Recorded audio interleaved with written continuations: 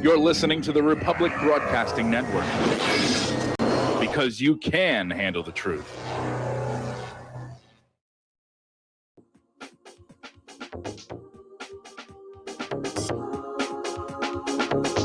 What Really Happened with your host, Mike Rivero. The history the government hopes you never learn. Here is your host, Michael Rivero. Aloha, America. Welcome to our show today. It's Tuesday, June 30th, 2020, the last day of the month here. Tomorrow's July 1st, heading down to Independence Day this weekend, and all kinds of fireworks and barbecues and all kinds of things like that, assuming it's not raining, which we're under a lot of rain here right now. Anyway, we've got a lot to talk about today. As usual, we're going to talk about news until I run out of news. Then we're going to open the phones and have you come on in with your opinions, observations, points of view, whatever, what have you here. All day long, the corporate media and the political insiders have been talking about this story that came out in the New York Times last Friday about how Russia was offering bounties to the Taliban to kill U.S. troops. Now, the White House is saying it was never vetted. Nobody could confirm it. But what really makes me suspicious about this whole story is the way that all of Trump's opponents are treating it as if it's beyond question. You shouldn't question it. It's absolutely true. It is just as solid as, Saddam's nuclear weapons. And so it reads to me like this is another effort to mess up Donald Trump going into the election here.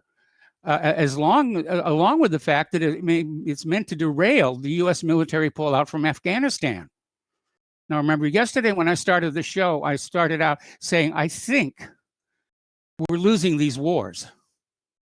And that's why the corporate media is out there, pushing COVID-19 and Black Lives Matter and all this other stuff at us to keep us distracted. The way they distracted us from the fact that we were losing in Vietnam for all those years. And I think I'm really starting to think that's what's going on here, because you don't hear about Syria and Afghanistan much anymore.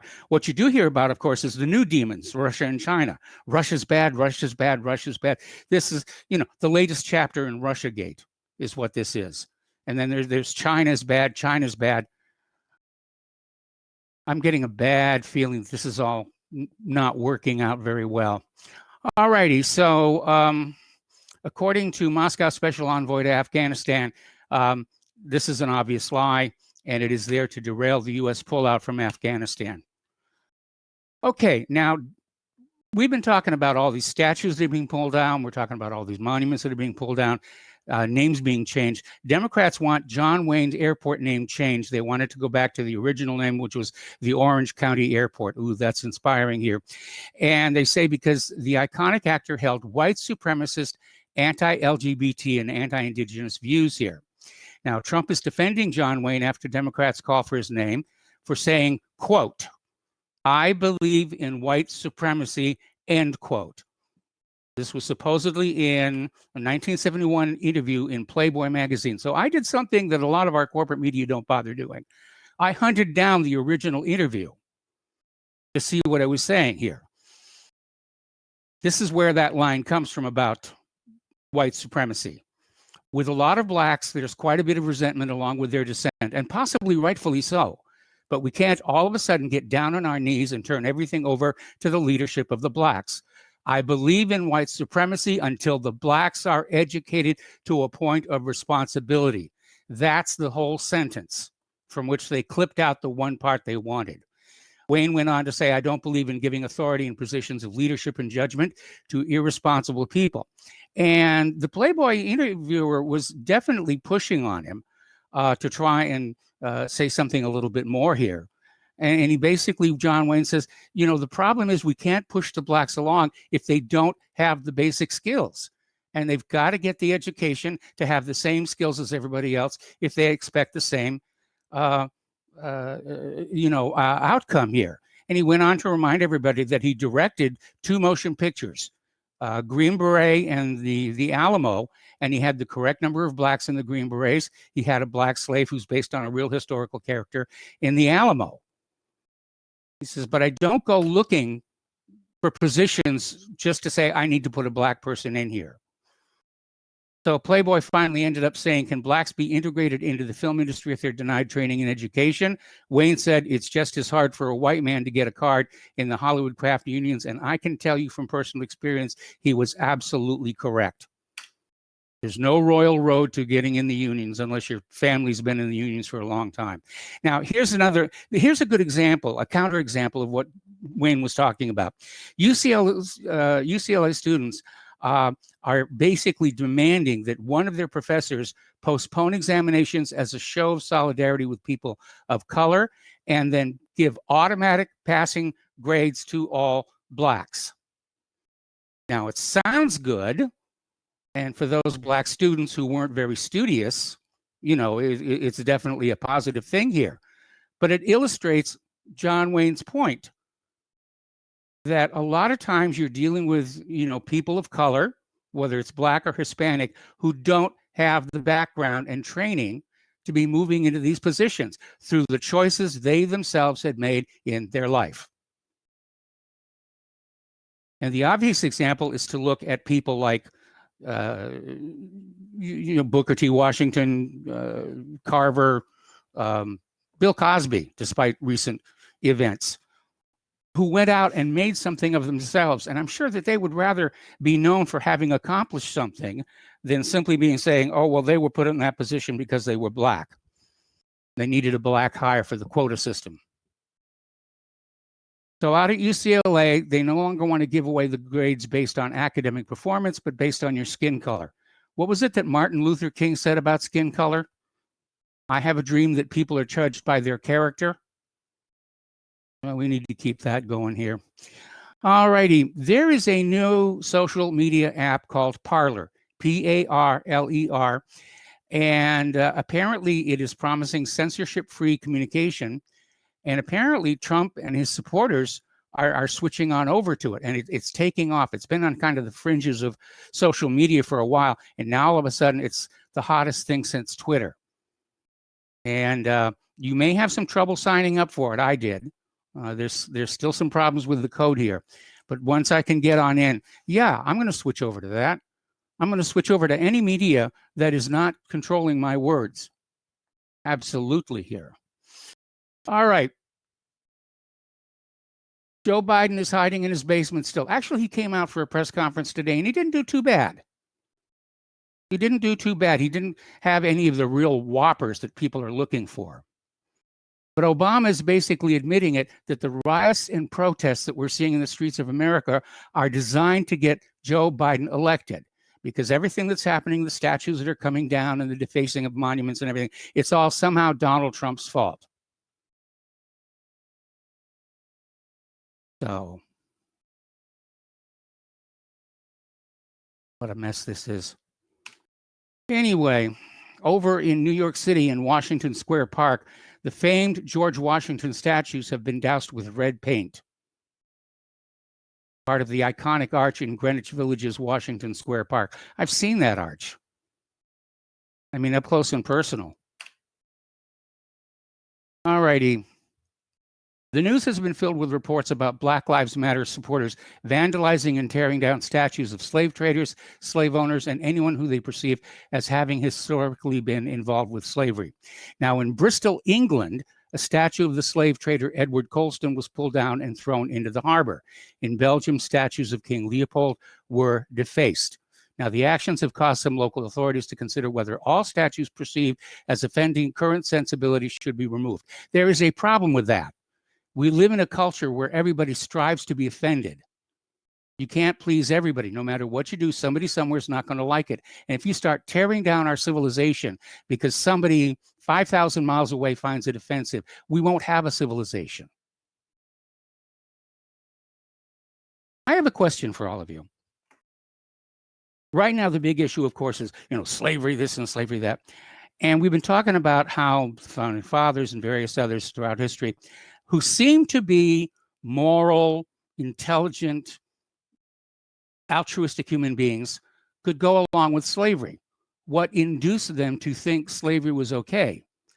Well, that's something that you tend to think about when you look at the monuments of them.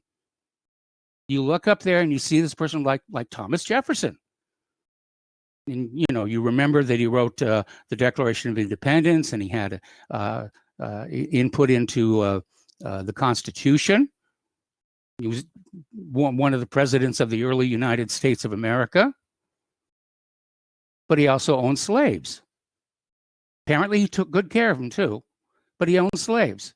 So you stand there thinking, how could he go along with that? Of course, you're automatically judging him by the sensibilities of today. If you tear that statue down, people won't think about that anymore. And that means it could happen all over again. Those monuments are not honoring everything these people did. These monuments serve as warnings to not make the same mistakes they did. So that's something to think about a little bit, I imagine. All right, apparently over in St. Louis, protesters are clashing with Catholics in a fight to tear down the statue of the city's namesake. Now, St. Louis was king of France from 1226 to 70, and he partook in the 7th and 8th Crusades. He restricted usury, yay, Louis, and established hospitals and personally cared for the poor and lepers. He was canonized in 1297. But for some reason, the protesters are saying he has to come down. And it's remarkable how quickly left-wingers will judge figures from hundreds of years ago while refusing to look at the crimes taking place today. Leftists endorse everything from the mass genocide of abortion to infanticide and euthanasia. Yet they look back 800 years to judge King Louis, a man who reformed a medieval European justice system into one that is not all that far from our modern version. So the progressive has turned original sin, which afflicts all mankind, into a political error, which conveniently afflicts his opponents and not himself. That's one of the things that I find most offensive about this movement, is ignoring things that you could actually do something about today in order to cast aspersions and judgment on people who are dead and really are not in a position to understand that their memories are being defaced. All right. Over at St. Albans Cathedral, they're putting a painting of the Last Supper above its altar in solidarity with Black Lives Matter. It portrays Jesus as being black. And the church is being urged to rethink portraying Christ as white. Well, I've got this really kind of like crazy idea, is that we find out what color he really was, and that's how he's portrayed. Whatever happened to the idea of art being realistic representations of what's going on? And I realize the advent of photography completely destroyed that ambition for artists. But saying Jesus was black is not going to make him black. Saying he was white will not make him white. It just doesn't work that way. Apparently, York Minster's statue of the Roman Emperor Constantine may be torn down over allegations that he supported slavery. Now remember, Constantine was the Roman emperor who brought Christianity to Rome. And you'd think the Christians would be very happy with him, but no. He supported slavery. Okay, why? Well, it was the custom. It was the custom. Greece had slavery. We like to think of our democracy as having been based on Greek principles. Greece had slaves. If you look at the history of mankind, there's always been slavery, and it's not just the blacks. Whites have been enslaved. Indentured servants is another name for slave. 1040 EZ is another name for being a slave. All kinds of slavery. And all those monuments are coming down, with one notable exception. There were Jewish slave traders and slave owners, and they have monuments, and so far, none have been touched. Now, I find that to be an interesting omission by the Black Lives Matter people. All righty, Joe Biden is out there. As I said before, he had a press conference early today, and he came across okay. He came across okay. But he made this comment about how H-1B foreign workers built this country. Well, no, Joe. The H-1B visa is a rather recent creation And this country was built a long time ago, 200 years, longer before it was a country. And it was built by people who moved here and became citizens, not foreign workers. Now, yes, during the Great Railroad expansion, they imported a lot of Chinese labor, but they didn't have H-1B visas, and most of them wound up staying in the United States. According to polls, nearly 40% of voters think Biden has dementia, and the latest online survey found that 38% of likely U.S. voters think Biden is suffering some form of dementia, 48% disagree, 14% are not sure. Those are really, really bad numbers for somebody running for president here. All righty. Now, we're anticipating soon the release of the Durham report. And the Democrats are trying to get ahead of it by smearing and discrediting Attorney General Barr. So there must be something really bad in there that they don't want you to know about here. All righty. Sometimes listening to the morning news is a bit like entering into an alternate universe. Last Wednesday, the primary elections were held in New York State. CBS News reported that New York Congressman Eliot Engel was, quote, facing a challenge, end quote, from Democratic Party challenger Jamal Bowman. Now, Eliot Engel is an Israel firster, hardcore. It turns out Bowman had beaten Engel by a margin of 60.9% versus 35.6%. However, the Times felt compelled to describe it as a stiff challenge. He lost. It's not a stiff challenge. He lost. Article out of Russia Today. Free speech in the U.S. is as illusory as free-range eggs. Neither exists. And it starts out with something that we've all come to recognize ourselves. America is as authoritarian and intolerant of dissent as any tin pot dictatorship. It generally just goes about quashing it in a subtler, more sophisticated way. These days, they don't even bother hiding it anymore. They've got social media under control. 99% of online discussions are going through Facebook, YouTube, Twitter, and are being heavily, heavily filtered, usually against conservatives here. So, yeah, we don't really have free speech here anymore. The attitude seems to be, well, you've got a right to free speech, but we hope you have the responsibility not to actually use it.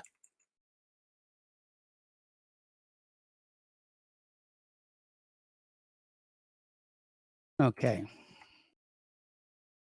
YouTube has just banned Richard Spencer, Stefan Molyneux, and others as white supremacists as part of a crackdown. And Molyneux has released a video statement on Twitter asking his fans to stay in the conversation while bemoaning the loss of thousands of hours of work, which was destroyed along with his YouTube archives. Well, maybe you want to keep backups of all of that stuff. I mean, I haven't put a lot on YouTube, mostly Claire's music and so forth. But, you know, what we have copies locally as well here. Okay. Department of Justice is moving forward in stripping big tech of the Section 230 protections. These are the protections that say social media is not a publisher and therefore First Amendment doesn't apply and you can't sue them. That was one of the biggest wins of social media in Congress, but now that's going to be taken away. And it means that if you are targeted by big media, if you're censored, if you're blocked, there will be legal recourse. Okay, that will be a good thing. Forbes censors award-winning environmentalist apology over 3-decade climate scare. And this has to do with activist Michael Shellenberger, who has apparently seen the light, as it were, and decided that he wanted to apologize to the world for the climate scare that's created over the last 30 years. I was telling you, yeah. ClimateGate was a hoax. Human-caused global warming was a hoax. Okay, we got to take a break for commercials. We'll be right back.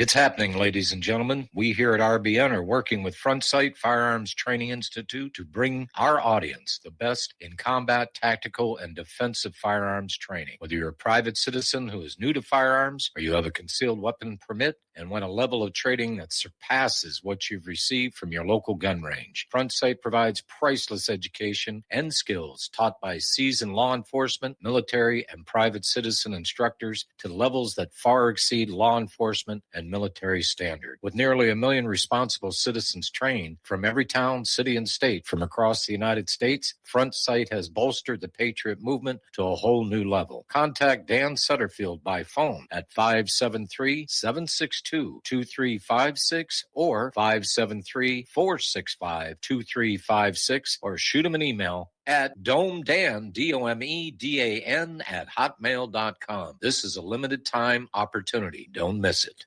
As a listener of RBN, you're surely concerned about being informed and being ready for whatever may come. Please consider the following questionnaire as a soul-jarring wake-up call. If you answer no to more than 2 of these following questions, you probably aren't going to make it through any major disruption in our country. The questions were compiled by people that have been there. Are you really ready? Do you own your own firearm for the primary defense and protection of you and your loved ones? Have you ever been professionally trained to stand against life-threatening behavior? Have you ever practiced enough to fire 500 rounds during a 2 to 4 day time frame, day and night? Can you load, unload, fire, and clear a jam in total darkness? Have all the adults in your household been professionally trained? Are you, life and death, comfortable with your abilities with pistol, revolver, shotgun, and rifle? Are you aware that everything that you do to prepare for an emergency is a waste of time, money, and energy? If you haven't honed your abilities to their highest level to protect and keep what you have, do you have the repair parts that will most likely be needed for each of your firearm, and do you have the ability to install those parts? Could you completely clean every firearm you own? Are you aware that your body won't go where your mind hasn't been? In other words, without proper training, followed by regular practice, you probably will not win a gunfight. Well, how did you measure up? Take the once-in-a-lifetime opportunity to start correcting your deficiencies by receiving your Commander Lifetime Membership with Front Sight Firearms Training Facility. A one-time donation to RBN for $500 will give you a Commander Lifetime Membership at Front Sight as a tremendously huge thank you bonus. See details on RBN's webpage to make it happen. The clock is ticking. You had better be ready before it happens.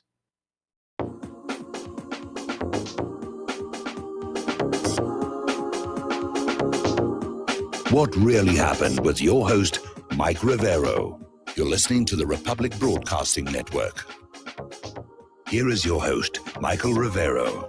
And aloha, America. Welcome back to our show. And so we're talking about Forbes. We're talking about Michael Shellenberger, who has been a progressive. He was named one of Time's Heroes of the Environment, while his book Breakthrough was heralded by Wired as potentially the best thing to happen to environmentalism since Rachel Carson's Silent Spring. Now, his book Apocalypse Never was widely praised as an eye-opening fact-based approach to climate science and engaging in well-researched. Now, he's apologizing. He says, we were all wrong, and they were. And so Forbes is now blocking his article.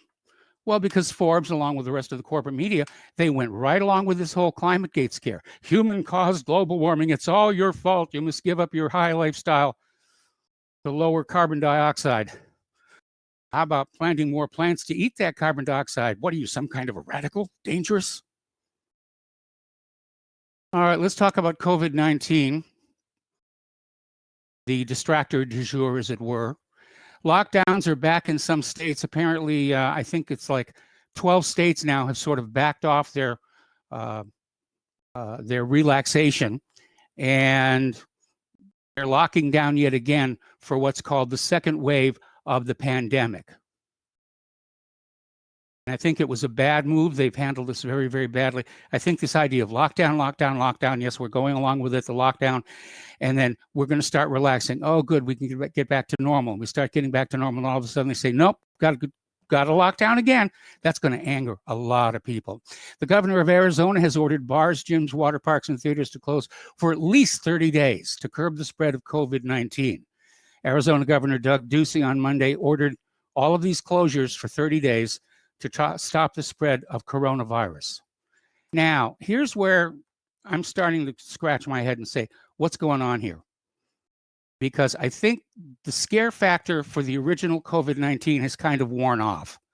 You know, people are just saying, yeah, okay, it's just not there, the scare factor. So they've come up with a new one.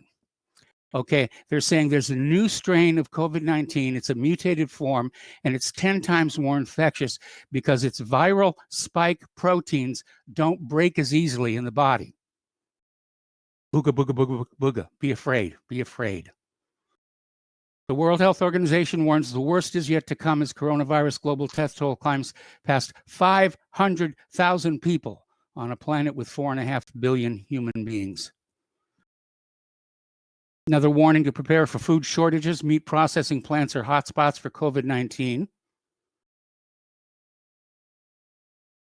Ron Paul is out there saying the media is lying about the second wave. This is a man you should listen to. Now, for months, the Washington Post and the rest of the corporate media kept a morbid COVID-19 death count on their front pages and at the top of all news broadcasts. The coronavirus outbreak was always about the number of dead.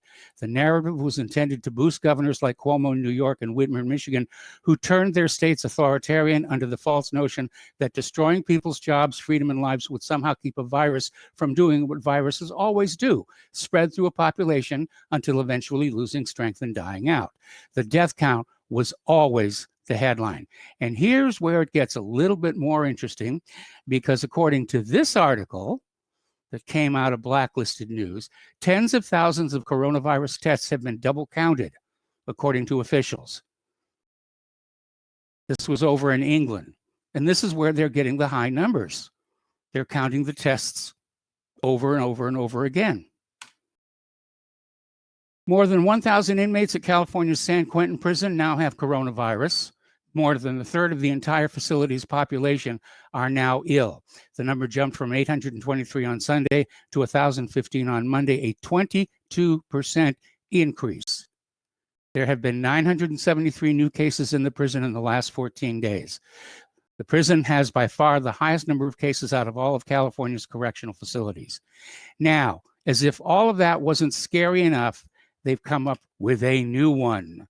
There's a new strain of swine flu, G4EA-H1N1, discovered in China. Oh my goodness. It has the potential to spread to humans and cause another pandemic.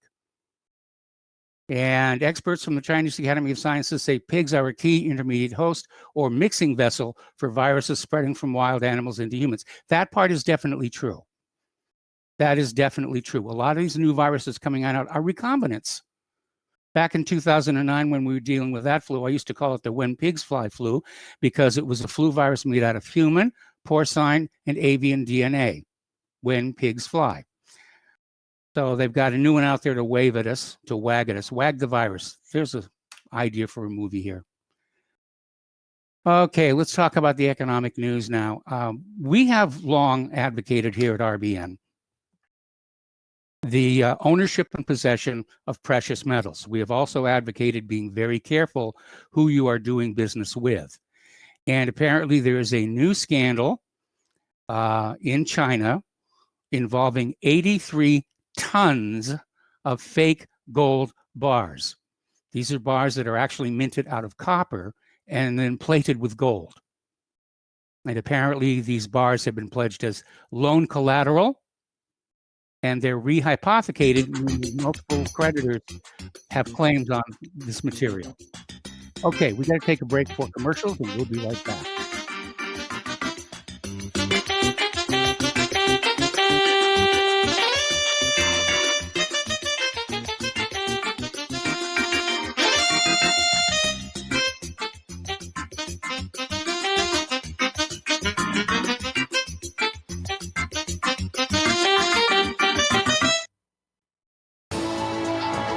You are tuned in to the Republic Broadcasting Network. Visit our website, by going to republicbroadcasting.org.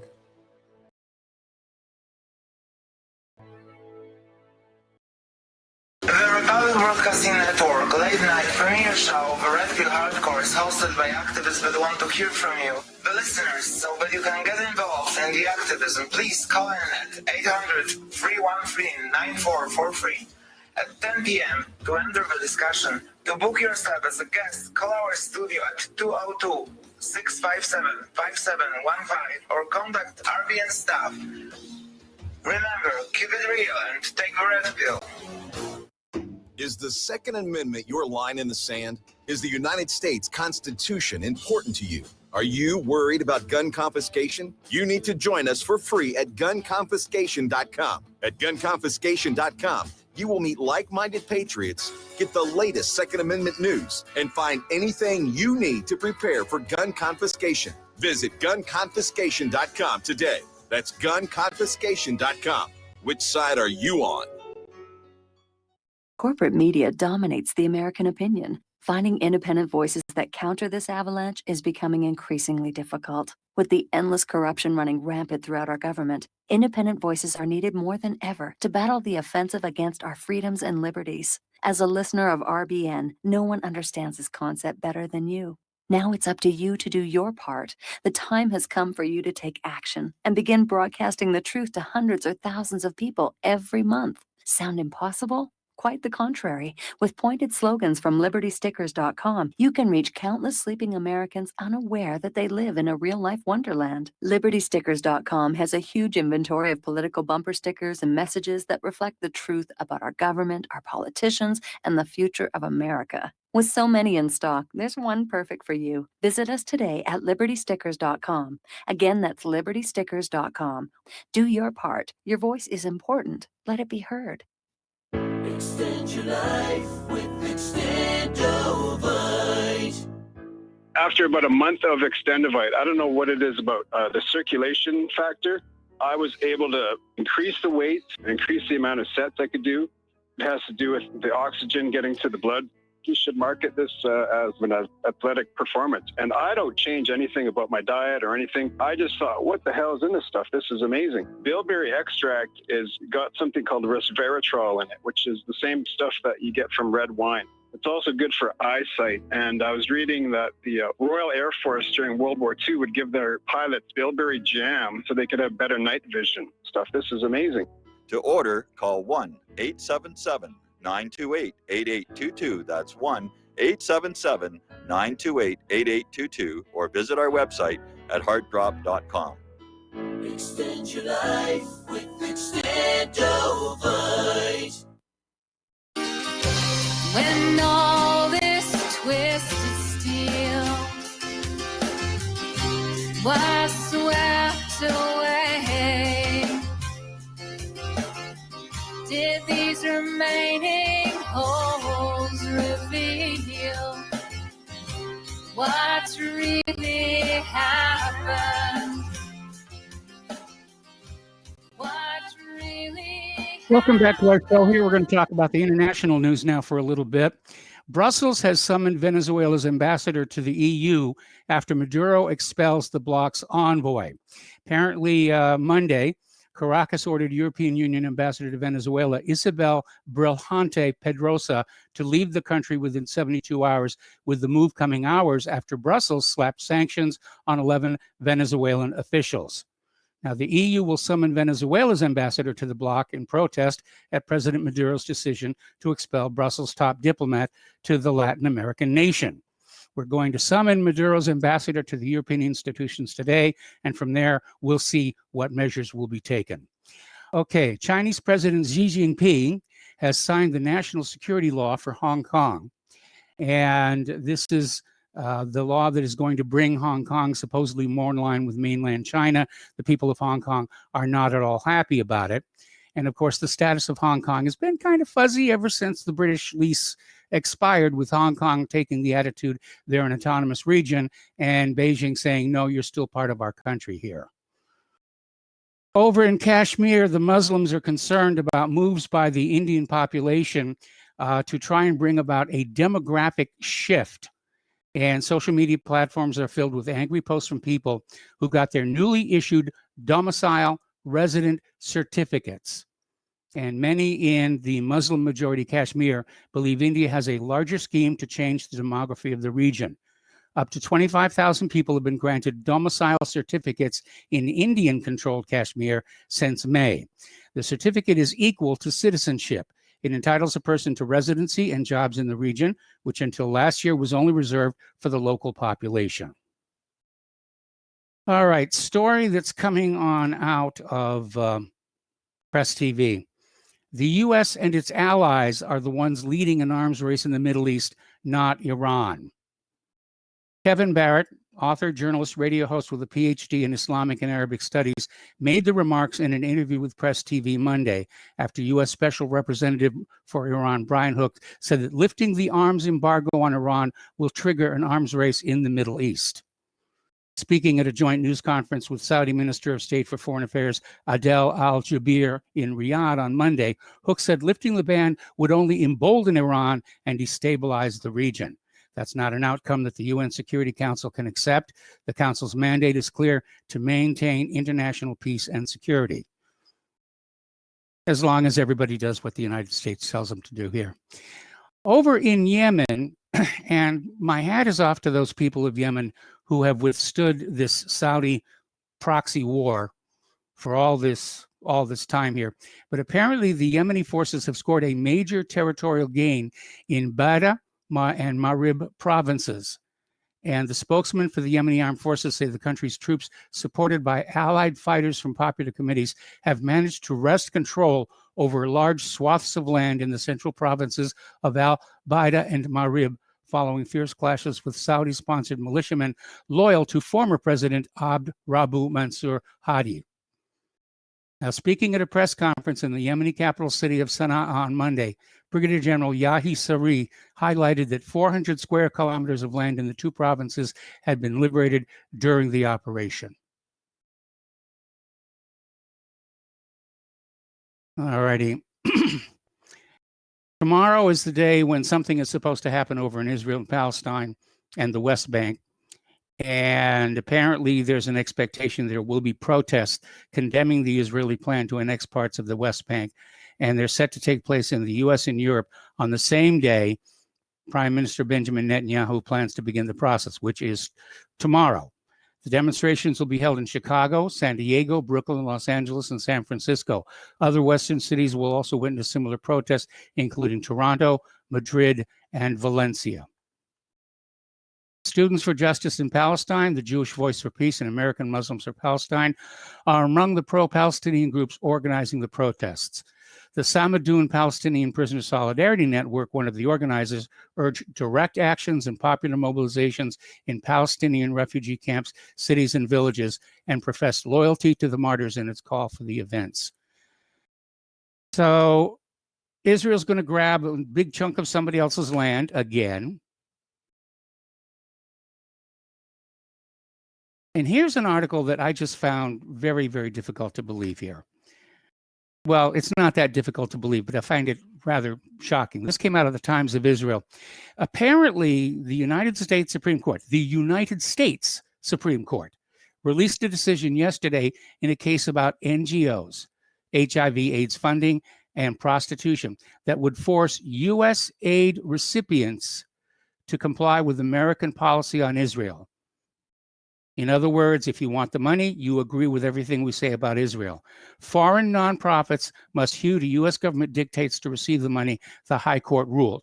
Now, technically, the Supreme Court does not have jurisdiction outside the United States of America.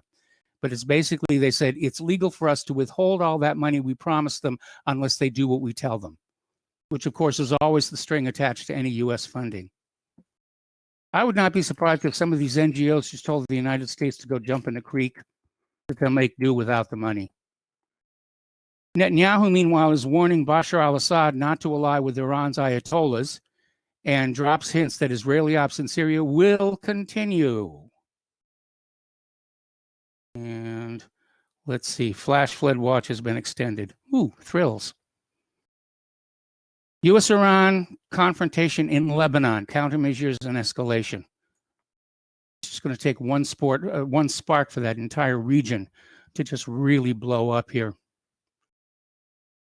All right, it's looking like a long, hot summer as tensions increase between Washington and Tehran, U.S. elections approach, and the maximum pressure exercised by the U.S. escalates. After Syria, it's Lebanon's turn. The country's financial failure has reached the point of no return. All righty.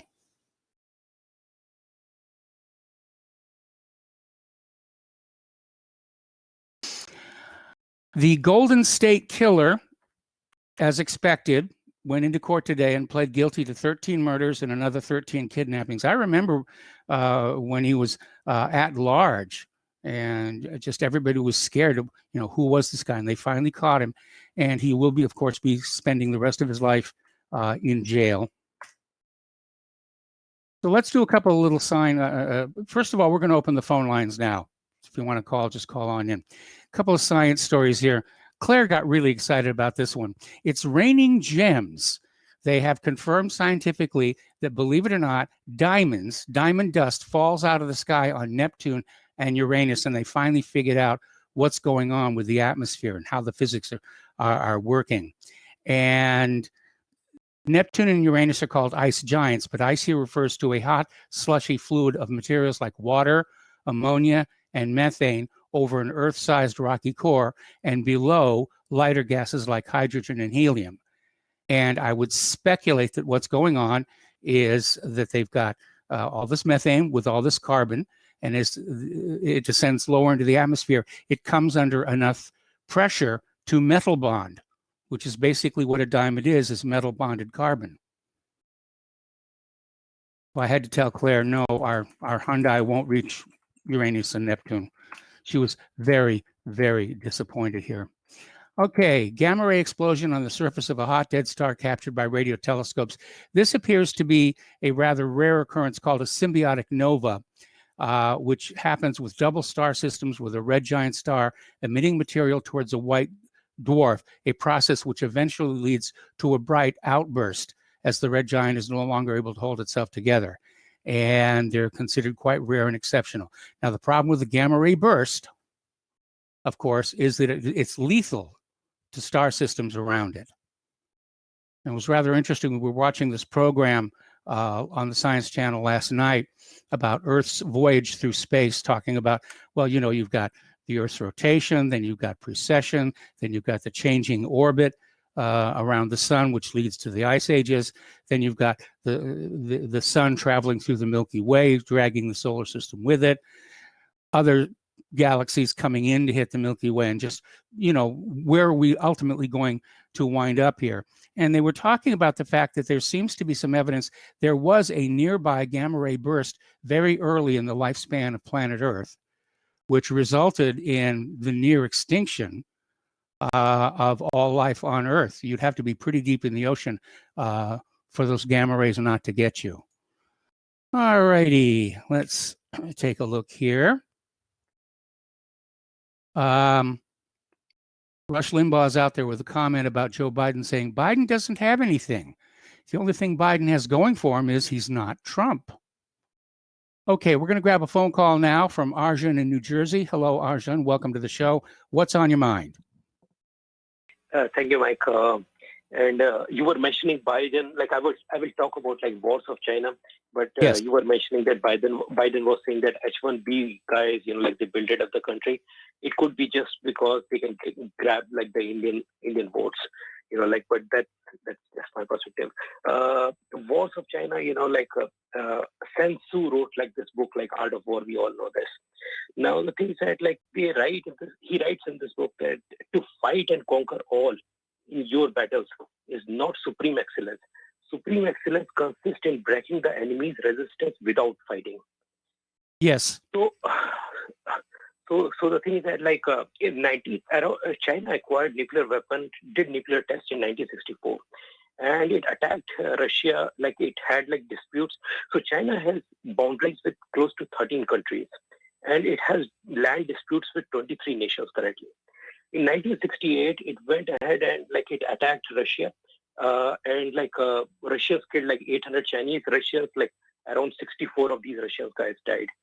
And then after that, there were no problems between Russia and China.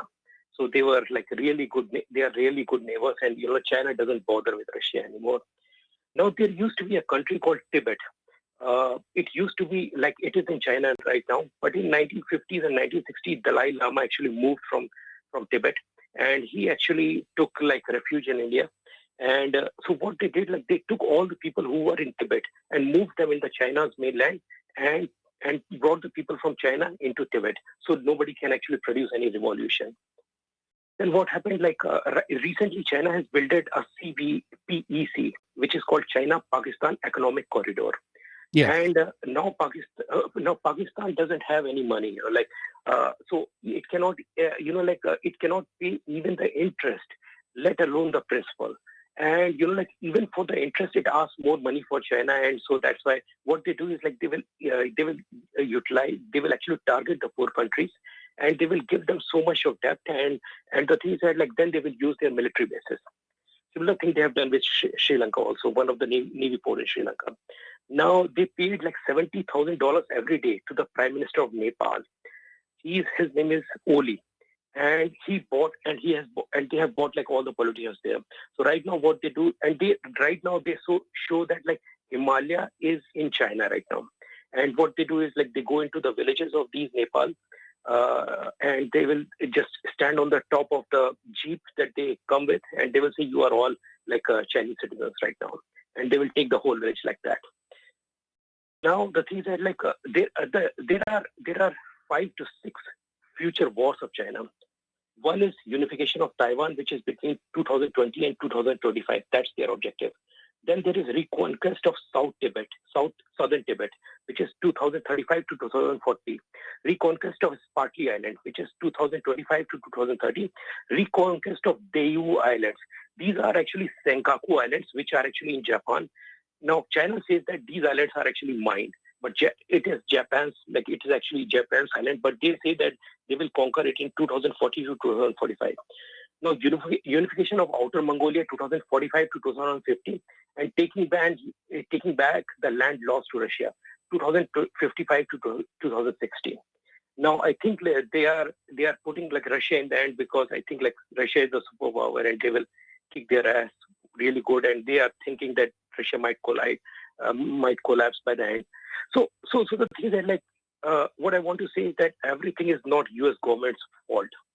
What we are not seeing is China cannot fight conventional war with U.S. or any other nuclear power nation. It is ingrained in Chinese to take the land without even fighting a bullet. And I think like that's why, and it's just my perspective, that's why they released the coronavirus, destabilize everyone, and so that they can take the South China Sea. Now, even right now, even a lot of U.S. Navy ships are there in South China Sea. So that's why it could be very much possible that statues are getting destroyed. It could be that China is actually funding these riots. And I also want to say that San Suu also, and just one last statement, San Suu also writes that appear weak when you are strong, and strong when you are weak. I think China is quite weak right now. It has opened the war currently to many different nations, and that's all I have to say today. Okay, well, thank you very much for the information. We're going to let you go here and switch over to Terry in California. Hello, Terry. I may have to take you through the ad break. What's on your mind? Hey, Mike, they talk about the Russians paying the Afghans for killing American troops. Well, how about when the situation was reversed and the Russians were in Afghanistan? We not only paid the troops, so we flooded the place with weapons and advisors. Yes. We gave them all kinds of things like shoulder-fired anti-aircraft missiles and all kinds of things that, it doesn't even compare to giving a little money to each one that kills American. But, as you say, it's probably not true anyway. Well, again, like I said, the way it's being handled by the corporate media and by Trump's enemies, where it is just a declared fact that nobody should question. That reminds me too much of Saddam's nuclear weapons, and that's why I'm very suspicious about what's going on. It was okay for us to do it when they were in Afghanistan, but not okay for them to give any Oh, we money do to that all the the. time. Our covert operations are good and their covert operations are bad. Exactly. Let me ask you something else. Friday, you said something about you were looking for something you wrote on Google and it was erased. It was destroyed because they were afraid that people would realize that Jesus's offspring were the Palestinians. And we Well, have the all article these. still exists. Google couldn't erase it because it's on my server, but they won't show it in the search results. Anyway, stay on the line, Terry. We got to take a break for commercials, and we'll be right back.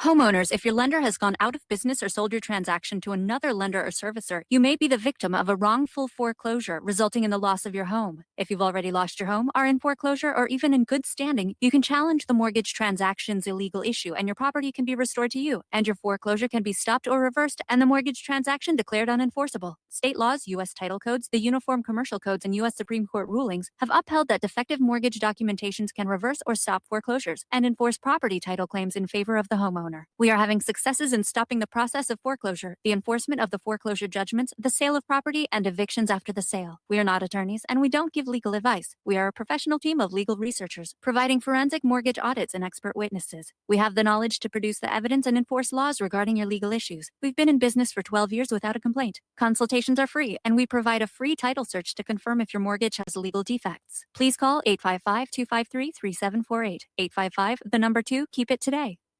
Did you know that you can be tracked and traced when you're online? With identity theft and cybercrimes on the rise, your passwords, your identity, and even your physical location can be revealed to complete strangers. Would you like to surf the internet anonymously and not have to worry about these threats? Well, now you can by visiting patriotinternet.com. For about $2 per month, patriotinternet.com will conceal your IP address and your physical location, allowing you to browse the web, send emails, and instant message anonymously. patriotinternet.com will bypass filters, block sites, and keyword blocking. You can also bypass logging by your router and your ISP. With patriotinternet.com, there is no software to install and uses 128-bit encryption for your protection. When using wireless hotspots, patriotinternet.com shields your information from identity thieves and is compatible with Windows, Mac, and Linux. Protect your identity and your freedom with anonymous internet access from patriotinternet.com. Visit patriotinternet.com today.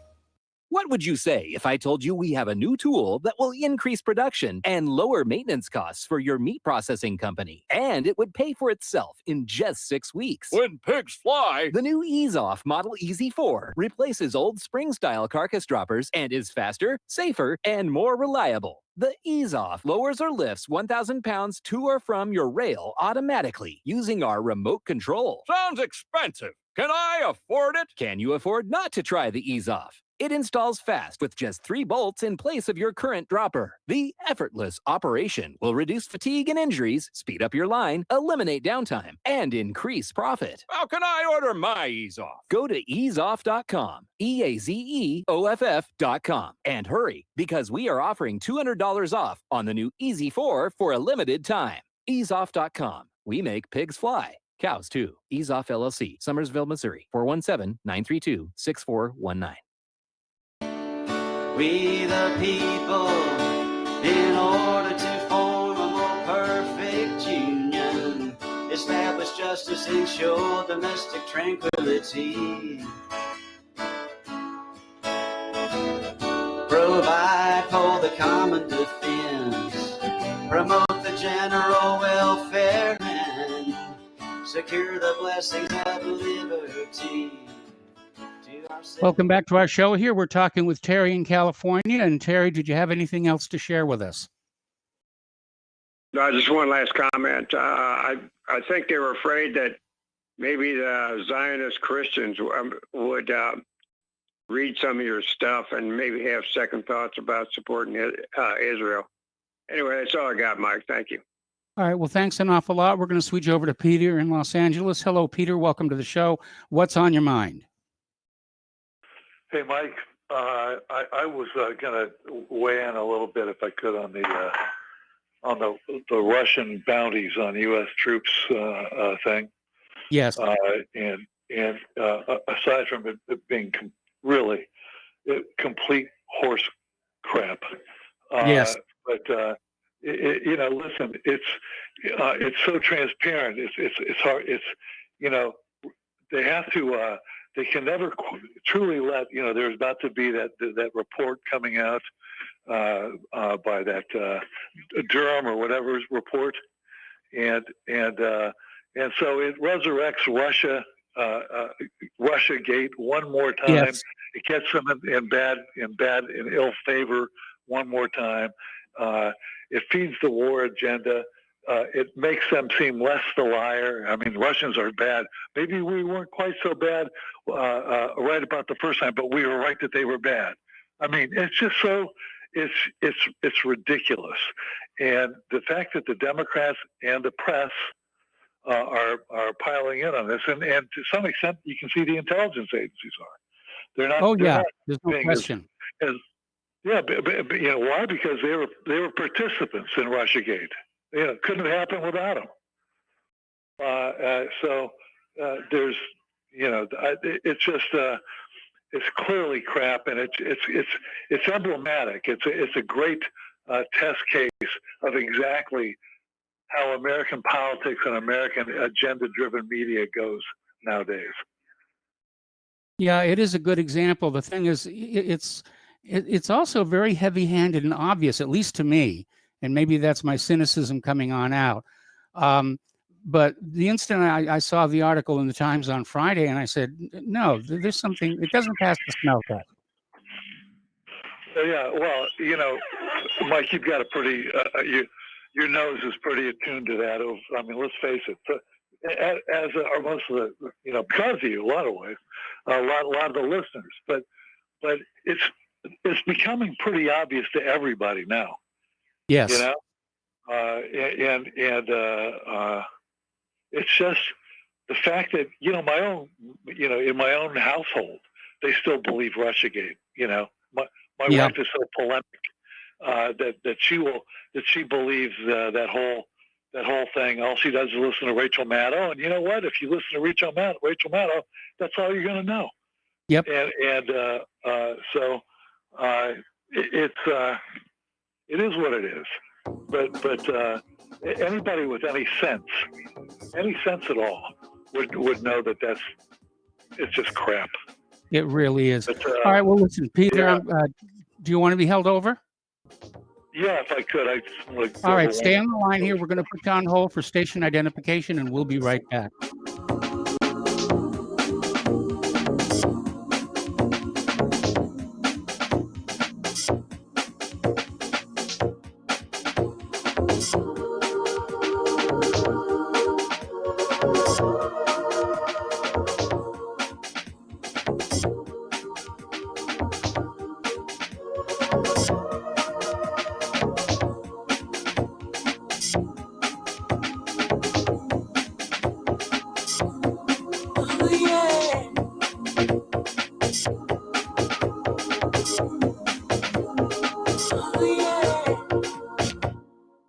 So you love talk radio? Then you'll love TalkStreamLive.com. TalkStream Live is always on, 24/7 with the best streaming talk shows. Find your favorite talkers and discover some new ones. It's free, readily available online or on mobile with any smartphone or tablet. Finding your favorite talk shows all in one place has gotten a whole lot easier. Just go to TalkStreamLive.com. Be sure to download the free apps from Google Play or the iTunes App Store.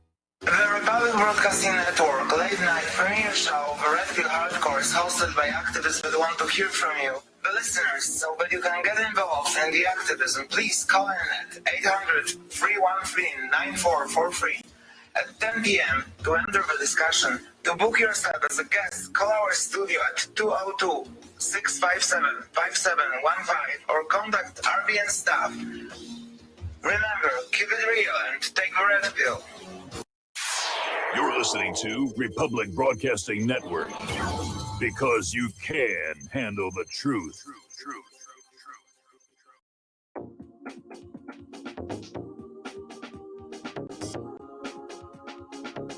What really happened with your host, Mike Rivero, because World War III is a really bad idea. Here is your host, Michael Rivero. And aloha, America. Welcome back to our show. Hour number 2. The phone lines are open, 800-313-9443. And we're talking with Peter in LA. Peter, you had more you wanted to share with us. Yeah, I just wanted to remind everybody where our entire foreign policy press, it's driven by a press that is that's to a very large extent is written to further the interests of a country other than our own, and our Congress is paid off by a bunch of fifth columnists who are paying them to act in the interests of a country that's not our own and against the interests of American citizens. I mean, everything from allowing open borders and allowing the demographics of this country to be changed so completely that we're in danger of becoming like the South Africans, to war after war after war. They're about to annex yet and steal more land. Yes. They demonize us for that. I'm glad to see that you covered Judah Benjamin, Yes. Benjamin, who was the Secretary of the Treasury, by the way, for isn't it interesting? Secretary of the Treasury for the Confederacy too. Always the Treasury, and was called the brains of the South. And there's monuments to him in Charleston. There's monuments to him in Virginia. There's monuments to him in New Orleans. And he was a slaveholder with 175 slaves, and of course, I've read that as many as 75% of all the Jews who lived in the Confederacy, 75% of all the population of Jews who lived in the Confederacy were slaveholders. Of course, they bankrolled the entire slave trade with the Rothschilds and Warburgs and all those people, but yet never touched. And again, why is that? Because the same people are financing Black Lives Matter. Yes. They're financing who now have more money in their coffers than the Republicans or the Democrats. Did you know that? Yes. They've got more money in their war chest than the Democrats or the Republicans. And Antifa, of course, all financed the same guys who financed Hillary Clinton and Barack Obama. Their main contributor was Soros. There are others, but Soros is certainly the most obvious. But how can we possibly put up with this divisive, corrosive people who have nobody's interest, least of all the countries, at heart, except their own, and yet that's where we are. And that's really all I had to say. I mean, it's so complete. And this whole thing with the Russian bounties, of course, that's being trumpeted by the press as well, because hey, listen, Russiagate was also the press, and the banks were behind. That owned the press, or were behind trumpeting that up as well. So I mean, it's hard to think of a subject that doesn't come back to this. Yes.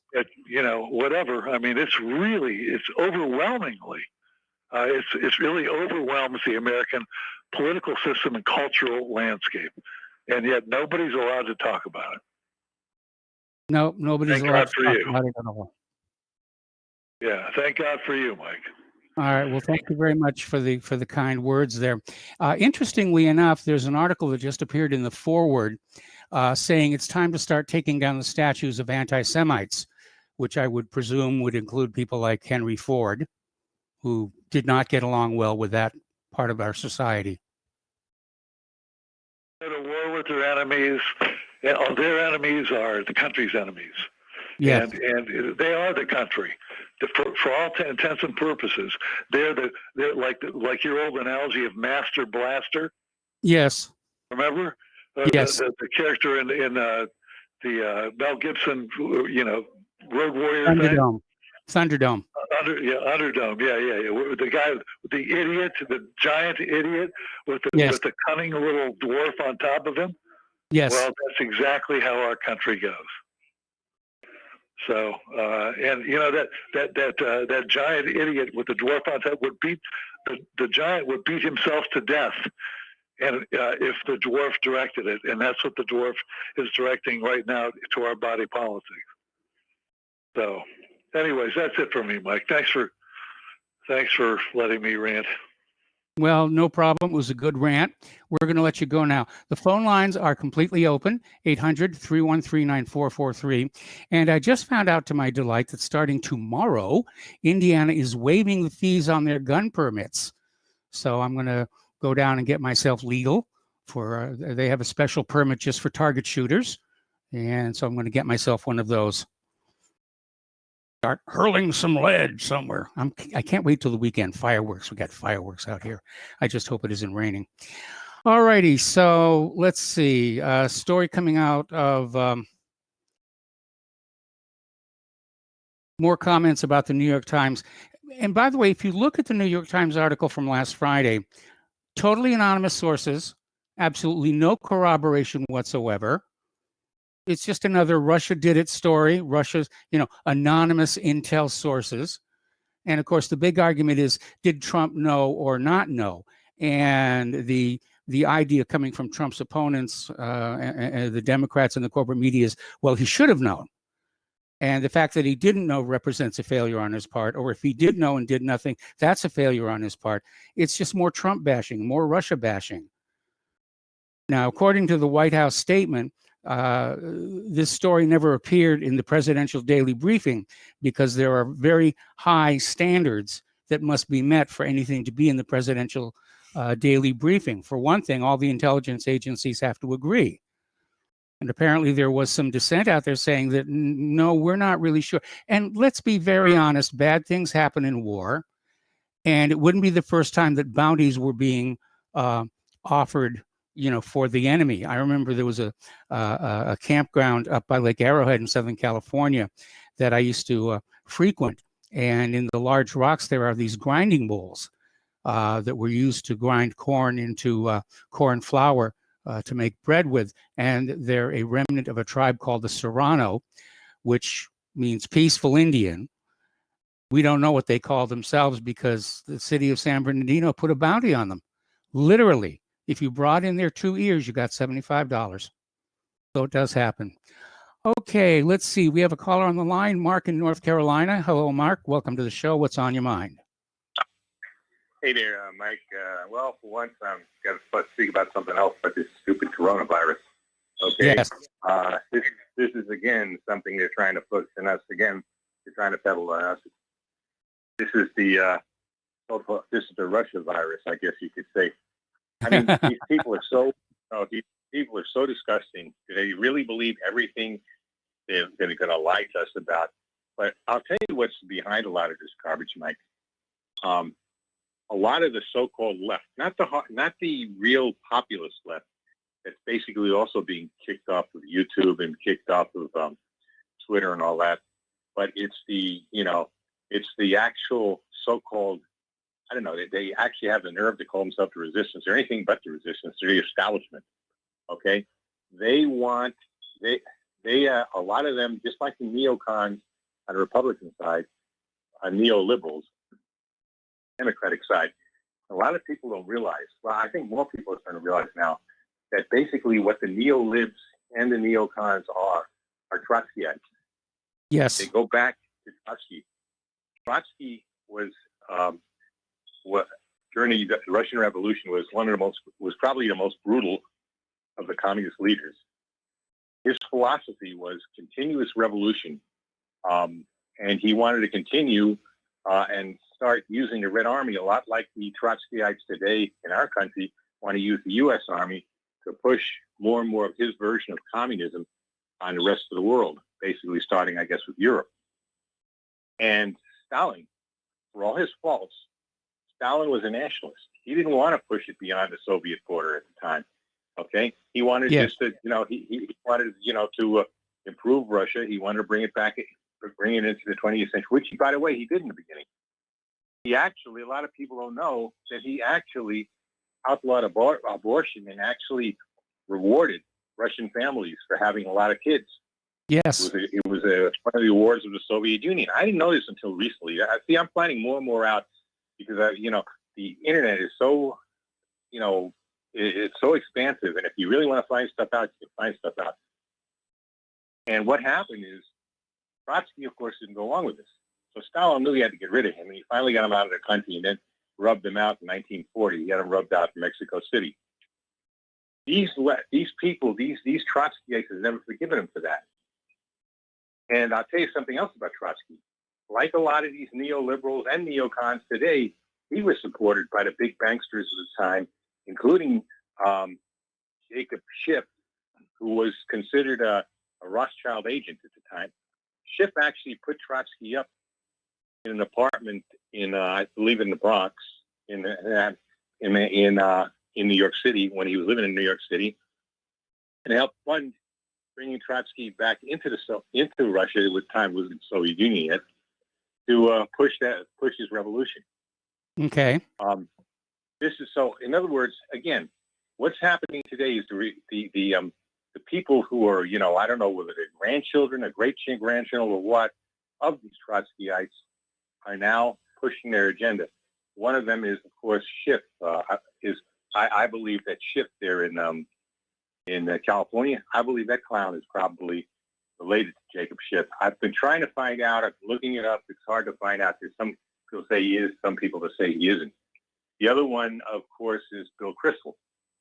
Yes. His father was a big-time Trotskyite. And that's what I think is one of the hostilities. The other hostility towards Russia is Russia today is a very religious nation, a really Christian nation, but an Orthodox Christian. In other words, they're a lot different than the born-again fools that believe that Zionism is the way to go, that, we need all the Jews to move to Israel and then Armageddon starts. That's not what the Orthodox Christians believe, the Eastern Orthodox. Yes. But, and it's, of course, part of the division between Eastern Orthodoxy and originally the Catholic Church, and now, of course, part of the rest of the church, whether the Mormons or whoever else. That's another part of the problem. And the other thing is the Anglo-Saxon. The Anglo-Saxon, of course, and I would include the Germans, have long looked at Russia as an enemy. You had the Crimean War sometime in the 1800s with Britain and Russia. And actually, Russia interfered with Britain and the Civil War in the United States on the side of the South. But at the same time, if you look at World War II, Patton wanted to go right into the Soviet Union after yes, he did. With Nazi Germany. And he gave this thing about these Mongols. He called them Mongols. These he not only called them commies, but he also called them Mongols. And it's another problem. We think of the Russians, I don't think of them, but others think of the Russians as, they're not really even European, they're really Asian. So what if they are? But I'm saying this is a lot of the thinking that went on and still goes on. So that's another part of the problem. They want to make an enemy out of a great nation. And it's so stupid because I'll tell you something. If we started a war with them on the European continent, especially there in Eastern Europe, I would probably have more of a chance stepping into the ring with, Colin McGregor than the U.S. and Europe would have against Russia in that area. Okay, they'd be overrun so quick because the Russians are preparing for this. Since World War II, they're prepared to defend their country. And defending their country would mean they would push NATO out of Eastern Europe so fast, they'd look like jackrabbits running, okay? I wouldn't want to see this because I don't want to see a lot of people killed, especially our people, and a lot of those dead soldiers would be our soldiers. And I don't want to see that. But this is what these clowns are trying to push. These are what these Trotskyites and other warmongers are trying to push. And there's no reason for it. Thank God Putin is a level-headed guy. I believe the greatest statesman in the world today. And he's so far used restraint and continues to use restraint and tries to talk sense. People that just don't seem to be able to talk sense, maybe because they're on psych meds, I don't know. You know, it's hard to say with the so-called leaders of our country and Britain, for that matter, who are actually, I believe, seriously mentally ill. Because even during the Cold War, people understood what a war between the United States and Russia would be. And I said, yes, we'd be defeated very quickly in a land war, in a conventional war. If it goes anything after conventional war, there'd be no winner. We'd all lose. The planet would lose, because there's no way we could survive something like that. You know, I've heard already that even if India and Pakistan go at it with nukes, the world would be in very serious trouble. Okay, from the effects of the radiation and the nuclear and what do you call that, nuclear winter. So imagine a nuclear exchange between the U.S., Russia, and probably China would be involved, and who knows who else might be involved. So that's, you know, I don't know what you think about it, Mike, but I really think people got to wise up and understand. You know, it's bad enough what these clowns are doing to us with this phony virus and their phony germs and whatever else they're putting now, having us walking around with these stupid masks and stuff like that. That's bad enough. But now they again, an oldie, but then now they got to go start up with Russia again. Or, you know, and they're starting to go with China also. They're going to kill us, Mike. They will. I think the obsession with Russia and China is to give the American people a new enemy to hate, so we're not paying attention to the countries we're already at war in. I mean, they're talking about pulling out of Afghanistan. We're pulling out of Syria. We basically lost. I've even heard one article in the corporate media saying, yes, we lost in Syria. And I think that's what we're being distracted from. So they're going to demonize China. Ooh, hate the Chinese. They're going to demonize Russia. Ooh, hate the Russians. Those gosh darn Russians, we're going to, you know, take care of them and give them what for. And what they're trying to do, though, is trade the hot wars for cold wars. Yeah, that's true. But, Mike, I kind of disagree with you there. We didn't lose in Syria. You know who lost? The globalists and the Zionists, the neocons, the neo-libs. They're the ones who lost. American people didn't lose anything. Okay? Thank God Assad stayed in power. It's another great man I really like, you know? I just hope somebody can convince Trump to get the heck out of there completely. Yes. Stop trying to steal these people's oil, you know? And I don't look at Iran as an enemy either. I don't look at any of these countries as an enemy. Enemy is right here, Mike. Yep. Enemy is right here in this country. And it's these globalist, neocon, Ziocon, and neoliberals. They're the enemy of this country. And of course, the Bill Gates type, you know, the technocrats. These, you know, that's the enemy. As soon as we wake up, Mike, maybe we can still save this country. And maybe save the planet, too, because the planet's not going to survive a nuclear war either. All right, Mike. Thanks. Appreciate it. Nice talking. All right. Thanks an awful lot. We're going to let you go, and we're going to start with Tom in Florida. Tom, I'm going to have to take you through the next commercial break. What's on your mind? Tom, are you there? Lost him. We lost him. All right. Let's go to Jack in Massachusetts.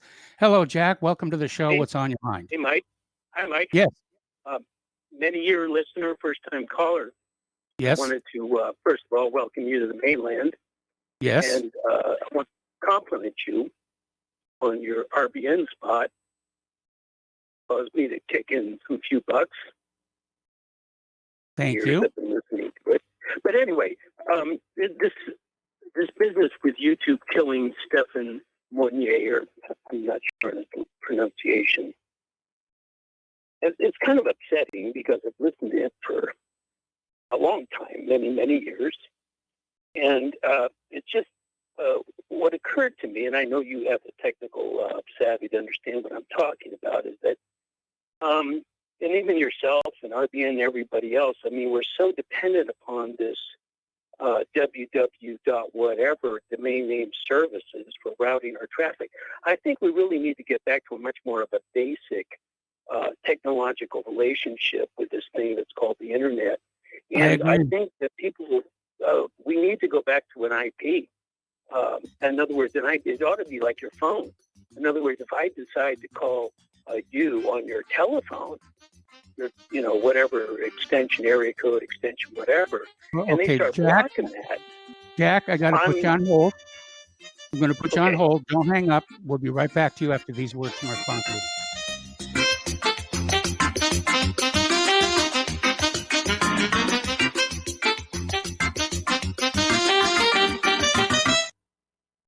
What would you say if I told you we have a new tool that will increase production and lower maintenance costs for your meat processing company? And it would pay for itself in just 6 weeks. When pigs fly! The new Ease Off Model Easy 4 replaces old spring-style carcass droppers and is faster, safer, and more reliable. The Ease Off lowers or lifts 1,000 pounds to or from your rail automatically using our remote control. Sounds expensive. Can I afford it? Can you afford not to try the Ease Off? It installs fast with just 3 bolts in place of your current dropper. The effortless operation will reduce fatigue and injuries, speed up your line, eliminate downtime, and increase profit. How can I order my Ease Off? Go to easeoff.com, EAZEOFF.com, and hurry because we are offering $200 off on the new Easy 4 for a limited time. Easeoff.com. We make pigs fly. Cows too. Ease Off LLC, Summersville, Missouri, 417-932-6419.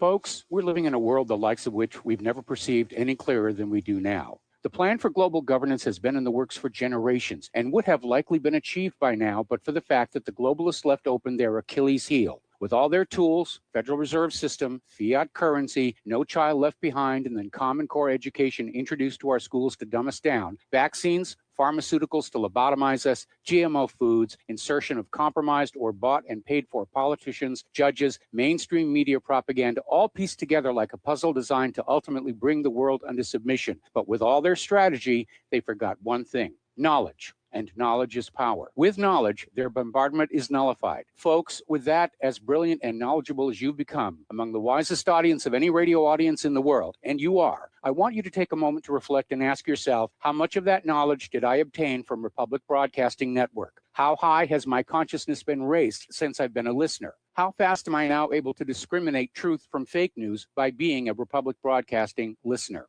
How clear am I now able to see the world since I've been listening to RBN? Ask yourselves those questions, folks. Then ask yourself, what is that knowledge worth to me? Like my morning coffee, how would I survive without it? A voice of truth in a sea of lies. Do we not all need to make sure it survives? Like public broadcasting, we are now finding we can only survive with listener support. Censorship, advertisers being attacked, truth itself being attacked. It's the only way through this. We at Republic Broadcasting humbly ask you to become a supporter. Look at your budget and make a determination of what Republic Broadcasting is worth to you and what you can afford on a monthly basis. Go to republicbroadcasting.org and pledge 20, 30, 40, 50, if possible, 100 a month or more if it's affordable. Click the donate button and become a regular monthly donor. Assure both us and yourself that Republic Broadcasting truth will continue to flow like that morning coffee. The network thanks you.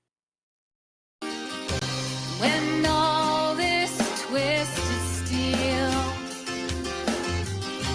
was swept away, did these remaining holes reveal what really happened? Welcome back to our show here. And a reminder that Republic Broadcasting is in the middle of a perpetual fundraiser. We need your help to keep on doing what we're doing. We don't get huge amounts of grant money from various shadowy non-governmental organizations. We rely on advertising revenues and your support to keep on speaking truth to power.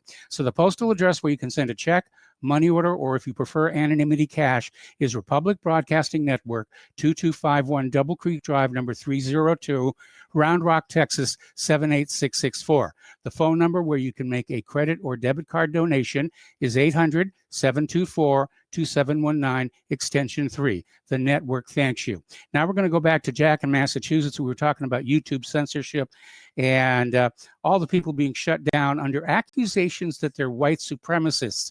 And part of the problem I have with it is there really isn't a definition of what a white supremacist is other than anybody who opposes anything that non-whites say.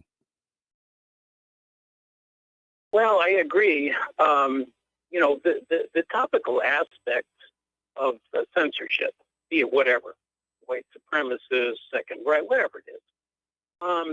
But my problem is this addiction, this dependency upon the YouTube.com function as a resource that the internet is if we're to believe what they say, the internet is a technological data exchange system using. I go back. I mean, I'm before computers ever existed. So I've been kind of with the whole thing ever since it all evolved. And this whole domain name system is like, oh, hell, I mean, if it's not republicbroadcasting.org, it doesn't exist. But the domain name system is really a function of the browser technology that just runs through, takes that nomenclature of whatever .com and just reroutes it. And I just think it's time for people to understand is that there's an underlying technology here. Yes. That must not be forgotten or brushed away. That, I mean, I'm sure you do too. We go back to the old bulletin board systems. Well, I remember Usenet fondly. I really do. The problem is right now in an age of what are called virtual domain servers, you have to have the domain naming system because you'll have a single server with a single IP hosting 10, 20, 30 different web pages. And that name has to be there. I so agree, the server, but that's where the new IP v6, I think, is going to come into play.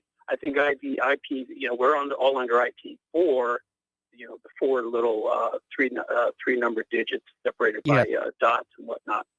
But IP v6 will expand that functionality, and then of course, God only knows what G4 is all going to do and whatever. But I like the old fashioned. I'm a cable, Cat 5 kind of guy. I like taking my computer, plug it into a switch, into a router, whatever, and it's going through a line. Agreed. We got the Xfinities, the Comcast, the Cox, and they're all in between you and me. Which is, hey, I would argue is that, hey, I want the people of the world to know is that this communication technology is really about a semiconductor that's turning off and on at 1 billion times a second. Okay, when you're right down to the network technology layer. And that is, then you get, well, who owns the switch? Who owns the fiber? Who owns all the? Well, I really feel that it's that for us as people and as a civilization, regardless of where we are in this world, is that here is a technology, and it's called semiconductor switch. Yes.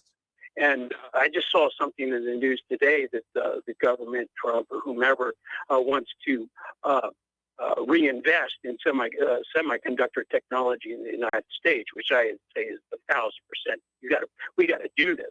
We can't, because you open up your computer and they're all these chips and they're all China. Yes. Well, we got to get back to our tool and die technology. That's what made ourselves great. Not all this, servicing and passing papers back and forth. We have to really reclaim our understanding of tools and technology. That's why, of course, you got to look at Elon Musk. Look what he's done. That's just incredible. Here's just one guy. Granted, he had some money with PayPal and all that, but still, look at what this one guy did and he had a few bucks. Well, how many of us are behind have the same capability, the same potential? There's a lot going to happen, I think, out of this whole hysteria that's kind of gripping the planet right now. And I would encourage people to let's go back to our, the roots. What made us great, the tools and the dies, the machines, and granted, it's the machine we're using now. I'm talking to you on a cell phone. It's a little thing that flips out. All right. Well, Jack, you raised some very good Thanks, points. Mike. Thanks for your show. Thanks for Thank you. All right. We'll be back after these few words.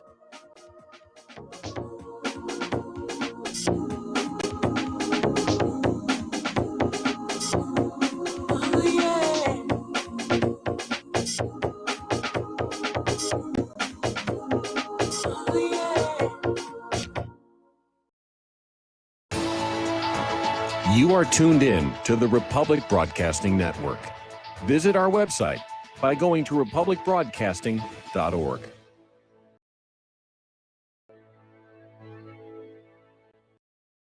Extend your life with Extendovite. Extendovite really works. Here are some reviews from Amazon.com. John Hess, 5 out of 5 stars. Awesome. Probably my only review, but at age 40, I was getting bad heartthrob and left arm pain, mainly before bed. I even stopped smoking and drinking sodas for a month, and that didn't work. After one day of taking Extendovite, it was gone and hasn't returned in 3 years. I've ordered Extendovite 13 times, so Amazon just said. Juliet Hordick. I've ordered this product before in liquid form. It is fantastic. My whole family's been on it. To order, call 1-877-928-8822. That's 1-877-928-8822, or visit our website at heartdrop.com. Extend your life with Extendovite. This is too good to be true, except this time it is real. 100%. No joke. How about a $25,000 membership to Front Sight Firearms Training Facility as a thank you bonus for a one-time donation to RBN of only $500? It is a Commander lifetime membership with no yearly fees or dues. The training is free for the rest of your life with over 50 different classes. Then leave it to your designated beneficiary. You provide the approved firearm, holster, ammo, eye, and ear protection. Many features and bonuses are included, more than you would ever expect or believe. This is the ultimate graduation present, wedding gift, etc., etc. See the details. Go to RBN's webpage and frontsight.com to make it happen. You will hear this offer only on this radio network. Help keep RBN alive. Tell 5. Homeowners, are you in foreclosure, expecting to be served with a foreclosure lawsuit, or suspect your lender has coerced you into an illegal mortgage transaction? A huge number of mortgages made in the last 10 years have legal issues and are possibly defective. State laws and the U.S. Supreme Court have upheld that defective mortgage documents are grounds for foreclosure defense and for counterclaims in favor of the homeowner. If your mortgage has been sold or assigned since closing the loan, it may be defective and you may be paying the wrong party, and the lender may not have standing or the right to foreclose or collect payments under the law. If you would like to know if your mortgage is legal or not, or know if you are paying the right party, we can help. Our initial consultations are free of charge. We are not attorneys. We are legal researchers and work closely with experienced lawyers who know how to help you find the evidence to help you keep your home. Call toll free 1-855-2-KEEP-IT. That's 1-855-2-KEEP-IT today. Well, they're stealing down on Wall Street and in Washington too. You know, it makes me wonder, what's a guy on Main Street to do? I've always tried to be an honest, upstanding kind of guy, but I must admit lately I thought about giving something else a try. Oh, I want to be a pirate. I want to sail the 7 seas. Yeah, I want to be a pirate. Welcome back to our show here, and we're going to go back to the phones to Tom in Florida. Tom, welcome back to the show. What's on your mind today? Yeah, good day, Michael. I'm sorry about the drop call. I don't have. Yeah, and get back to Peter was great. Peter the Great had he wasn't ranting, but he did say something about Rachel Madcow. She looks like a Charlie horse to me. I saw her for. I had to watch her reply to Biden's speech today, Michael, after 89 days. It was absolutely ridiculous. The whole thing is about COVID and Trump's at fault. Trump's this and Trump's that. This guy Biden's a bumbling moron with a 98-year-old brain or 99-year-old brain. If this guy got elected, the country would fall apart in 3 months. It'd be over. 90 days, the whole country would be in total upheaval. It'd be chaos. This bumbling moron Biden. It looks like he's going to pick this Kamala Harris as his running mate. The one that said he's in Miami here. She said the first debate that she said he's a bumbling moron. I mean, this is how this is going to go down. It looks like it's going to be Biden and Kamala, the chameleon, for his VP. And he's going to pick 2 black Supreme Court women justices if he wins. He's going to get 2 women on the Supreme Court that are black. Go figure. So anyway, Michael, here's what I want to talk about also. They had Michael Regan on today, Ronald Reagan's son, and he had some figures that he was throwing out. I never seen him get so highly upset. The blacks make up 9%, and Peter probably knows this. They make up 9% of the population, but they commit 54% of the violent crimes over there. Yes. Murders and every other crime. From every crime you can think of in California. You're 9% of that state's population committing 54% of the crime. And the other is Hispanic, and the whites only commit 13% of the crimes in California. So go figure that, Michael, as a microcosm for things to come. Mm-hmm. And let's get back to the real thing here, Michael. Do you honestly think that you think that we would have won World War II if we didn't have a Great Depression? I don't think so. I remember my dad told me a story when he was a young man. He was in 1928. And he told me that because of the men had to stand the soup lines and get crackers and tomato soup to eat, that they made them tough as nails. You think if we had to fight a guy like Hitler today in this turmoil that we're in, we could win a war like that? The men of the Great Generation, they were tough as nails because they had to go through a Great Depression. And the men back then, Michael, even in the turn of the century, that was, you know what's going on with our culture? Michael, the white Anglo Caucasians used to be the pioneers. Now we've become the pussies. Yes. We've become a pussy culture. We were the pioneer culture, and now we're the pussy culture. I figured it all out. The ones that made this the greatest nation on the earth ever saw, because of pioneering spirit, we have become now a bunch of discombobulated, run-zog pussies. It's unbelievable what's happened here, Michael. I hate to say it, but that's just the truth. It really is the truth. And I'm going to carpet bomb it like that because we have allowed the asphalt to tell the gasoline what to do, and it's got to stop right now. When they talk about these Southern monuments, listen, the South never lost the Civil War. All they did is go back to their lands in the South, and the Northern Yankees went back to their land after Andersonville and all that. They went back to the North. So nothing was really resolved. What, Washington, D.C. got resolved? Lincoln got assassinated. So what got resolved? The Southerners still went back south, and they took their lands back, and the Northerners went back to their land. Yeah, Well, actually, Tom, if you study the Constitution and all the amendments that were passed immediately following the Civil War, you'll see which side really won. I agree. And you know, when I see these imbeciles, and you know, Michael, the two guys that were trying to take down the Andrew Jackson monument right across from the White House, did you know they were both Jewish? No, I did not. Got two Jews trying to take down the Andrew Jackson monument. No, go figure, Michael. Go figure that one out. Well, you know, hearing Ronald Reagan's son, Michael Reagan, giving out these figures, I'm like saying, wow, there's only maybe two networks will do that. You think any of these left Zionist media networks will ever say that about the 9% of the California population or 13% nationwide? And you got that bumbling imbecile Biden. This guy, you know what, Michael, I'll tell you the truth. He won't be a president. He wouldn't last 1 year. Then Kamala Harris would kick him right out, and she'll take the reins of power. You want to make a bet? God forbid that happens. God forbid. And, you know, I got to say something. You had a couple callers who were wonderful yesterday, and they were pointing out our buddy in New Jersey. You know, he used to say the media is all this and that. Now all of a sudden the media is great about the mask. He sounded like it was like Dustin giving a speech with Joe Biden today. He was like the speechwriter for Joe Biden. I mean, this guy Biden wants to wear a mask basically 24 hours a day. But he didn't have a mask when he gave his speech, spilling germs all over the place.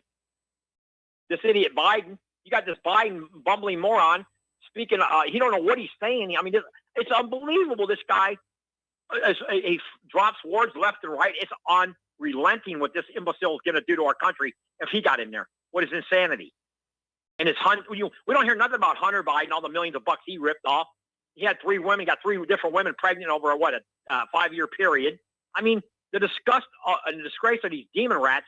That Nancy Pelosi. If you ever notice, Michael, I watch her videos. You know that every time I see Pelosi, she puts a scarf around her neck. You notice that? I noticed that. Because she don't want to show her real true age or with her double her chin. She's already spent $800,000 on facelift. They had it on one of these news sites I saw. 800. Most men don't make 800. A lot of guys don't ever made $800,000 in their life. Yes. She put it all in her face and her buttocks and all that. I mean, this is unbelievable what's going on in this country, and the hypocritical crap that comes out of that Maxine Waters and this bumbling Pelosi. Yes. It's unbelievable. And oh, by the way, Louis Farrakhan can get away with saying all this spew about Zog, but if David Dukes or some white nationalist does that, oh, he's a big time Nazi and all that. It's disgusting. Look what's going on at Mount Rushmore now, Michael. Yes. They had the governor on last night. The beautiful governor of Dakota was on last night when Laura Bream, Laura Ingle, and she was saying, we're going to have a big party this 4th of July at the Mount Rushmore Monument. And if you don't like it, if you want to call us white nationalists, go right ahead. Those were all white men. And guess what? That's our culture. You don't like it, we're the majority. Kiss it. Because we are the majority. We're not the minority. We're not the minority in this group, the white Caucasians. We are the majority. We need to take the reins back of our country. We got to stop this crap. Letting the asphalt tell the gasoline what to do. No more. It's got to come to a screeching halt right now, Trump. Right now. And all these sanctuary cities, like me and you have been talking, Michael, for a year. Donald Trump, if he showed me anything, I wanted him to go arrest those mayors and those governors right now in those sanctuary states where they have sanctuary cities that are breaking all kinds of federal laws. I have been waiting for that to happen for a very, very long time. I mean, the fact is we already have laws on the books regarding all of this stuff. What we're lacking is enforcement, and that is the task of the executive branch. Well, you know what? If Trump doesn't do something from here in the next 90 days, if he don't do something about arresting these sanctuary city mayors and these governors, I believe Trump's in trouble, Michael. He's got to show the American public he's not playing no more with none of this illegal immigration of our country. Oh, by the way, they put the Molly Tibbetts case back till 2021. You know why? When coronavirus came out with these Chinese, they didn't want that Jesse Smollett case coming out, and they didn't want Molly Tibbetts case to come out. The media was so afraid of those two cases, Trump would have won in a massive landslide. But since they kept this quiet now, they pushed her trial back to 21, and if you notice, the Jesse Smollett case is completely shut off, Michael. Completely shut down. And he's guilty of sin. Guilty of sin. And by the way, this guy, George Pink Floyd, guess what, Michael? He had my friend was telling me the fentanyl that he had in that bag was enough to kill 2,000 men. Remember, he got out of the cop car before they put the neck on the knee. He said he couldn't breathe. Well, he couldn't breathe because he was taking fentanyl, man. They turned that into all kinds of other drugs, that fentanyl, I found out. They have all kinds of different drugs that are cut with that on the streets, and all these people are dying. Yes. Who's kidding who here? And you know what, Michael? One thing I want you to talk about maybe on your tomorrow show, who's George Floyd's white girlfriend? What does she have? What does she know about the drug dealing that was going on maybe between Chauvin and Floyd? She's a blonde-haired, I don't know if she's a mulatto or what. She looks white. Have you seen a picture of Floyd's girlfriend in Minnesota? I caught one once, and yeah, she's fairly light-skinned. What does she know about this drug dealing that Floyd was doing, and who knows what's going on with him? We're not going to find out because, with all of these cases that are being politicized, there is a wall built around them where whatever's really going on, we'll never find out. All we get is the propaganda and the spin. I mean, look at the Seth Rich case, and then we find out he was actually still alive at the hospital. Yep. Unbelievable. Oh, by the way, they took Washington statue down, I heard today in New York. Well, I'm sorry to see that happen. I'm sorry to see that happen. Anyway, listen, Tom, I got to let you go. We got a bunch of callers, and we're running out of time on the show, okay? Thank you. God bless. Have a great show. All right, thanks. We're going to switch over to Mitchell in Memphis. Hello, Mitchell. Welcome to the show. What's on your mind today? What's up, Mike? What's going on? Listen, Mike, I wanted to ask you something. If I were to go into the street and just start arbitrarily asking some people, is taxation theft and or extortion? The average person in the United States would probably say, no, because we get something for it, right? Really, what do we get for it? That would probably be the majority. Excuse me? Yeah, what do we get for it? Wars, propaganda, spin. You're stealing my thunder, Mike. Sorry about that. Anyway, most people would say that we're supposed to get something for it. Now, I'm going to read something here. It says, what is the basic meaning of the social contract theory? Social contract theory, nearly as old as philosophy itself, is the view that persons' moral and or political obligations are dependent upon a contract or agreement among them to form the society in which they live.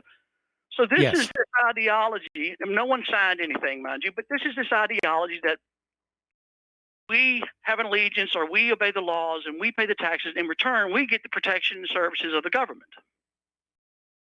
I'm going to move over here to, I think it's Webster's Dictionary. I'm going to read the definition of the word citizen. Okay. Inhabitant or of a city or a town, especially one entitled to the rights and privileges of a free man. Let's go down to definition 2B. It says a native or naturalized person who owes allegiance to a government and is entitled to protection from it. Mike, is it possible for that definition of citizen to be satisfied? Is it being satisfied? Or are we getting the probably from the government that we're entitled to? Because we pay the taxes and obey the laws. Well, looking at the streets of America right now, I'd say that no, they can't keep that part of the contract. Right. So if the contract is been breached by the government and is now rendered null and void, that would mean that this definition of citizen cannot be satisfied. So to Tom, who just called, Tom, tomorrow when you call, answer the question. I know your concerns about people who are not citizens and such, and I'm not going to argue that with you. I want you, Tom, to tell me if you're a citizen. Is anybody a citizen? Given the fact that the social contract has been breached and violated many times over, is it even possible for anybody to be a citizen? But the thing is, Mike, moving on from that, moving to coronavirus, so it seems to me that it was incumbent upon the government to provide protection. Mm-hmm. And if you think of the healthcare system as infrastructure, yes, they weren't ready. They weren't ready, and you can't say that it was some sort of nescience or something that we had no idea that there's because we have known about Black Plague, Spanish flu, Asian flu, HIV, AIDS, swine flu, Ebola, on all of these. So we knew that this potentiality existed, and they didn't have the hospital system ready. That was failure of the social contract right there.